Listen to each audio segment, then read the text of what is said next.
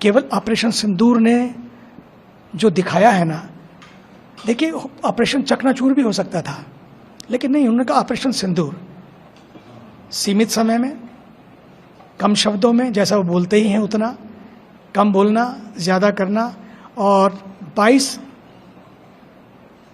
Minute में 22 तारीख को 21 ठिकानों को आप देखिए किस तरह से बिल्कुल टारगेटेड रूप में, जहां जिसको जो सजा देनी है बस उतनी ही।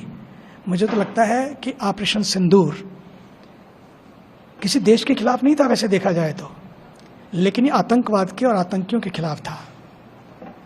और ये मैसेज भी था कि जिस तरह से तुमने एक नारी के सिंदूर को छीनने का प्रयास किया है, अब किसी नारी का सिंदूर कोई छीन ना पाएगा।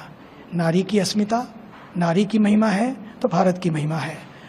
और उसलिए उन्होंने ऐसा पूरे विश्व को, मजे की बात ये, उन 22 मिनट में पूरे विश्व को भी संदेश दे दिया कि आज का भारत नया भारत है, कभी किसी को छेड़ता नहीं, लेकिन कोई छेड़ता है तो उसे छोड़ता नहीं।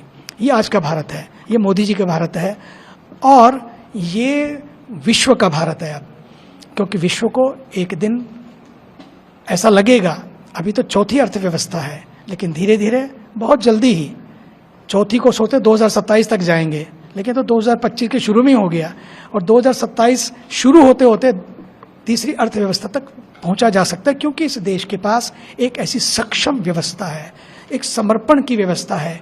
दो तरह का जीना होता है, एक होता है व्हाट फॉर मी, दूसरा व्हाट थ्रू मी। तो जो कहता what for me, if not for me then why me, who bothers, who cares. और एक होता व्हाट थ्रू मी। जब व्हाट थ्रू मी होता है कि मेरे द्वारा क्या, मेरे लिए क्या नहीं, मेरे द्वारा क्या, तो सच मानिए सारी चीजें थ्रू हो जाती हैं। आज पूरे विश्व में भारत पूरा थ्रू हो रहा है, और थ्रू करके आगे बढ़ रहा है।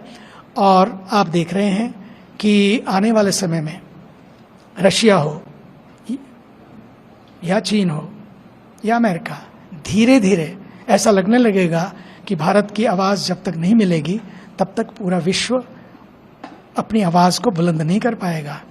क्यों है ये ईमानदारी की आवाज़ है, ये 24/7 की आवाज़ है, ये वो आवाज़ है जिसने कभी रुकना नहीं सीखा, क्योंकि ये गंगा की धरती की आवाज़ है। गंगा वो है, हम उस देश के वासी हैं जिस देश में गंगा बहती है,